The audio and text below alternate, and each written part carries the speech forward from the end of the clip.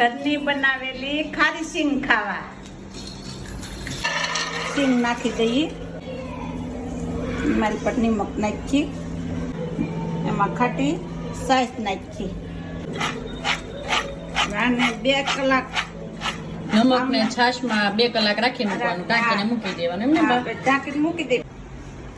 આપણે આ સિંગ ને હવે કોરી કરી નાખવાની છે. કોરી થઈ જાય એટલે હેકી નાખશું. 2 કલાક પલાળી ને 2 કલાક હવે આપણે કપડામાં અથવા કઈ વાસણમાં આપણે આમ 2 કલાક રહેવા દઈએ. હા, આવું જાળી વાળું હોય ને વાસણ તોય હાલે, ને નકર કપડું હોય તોય હાલે. બરાબર. બધી સિંગ કાઢીને 2 કલાક સુકાવા દે. 2 કલાક. હા, આપણી સિંગ હવે કોરી થઈ ગઈ છે હાવ.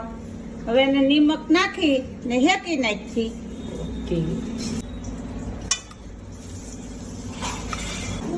કેટલો ટાઈમ શેકાવા દેવાની બા? એને હેકાવા દેવી પડે 10 મિનિટ તો હેકાવા દેવી પડે.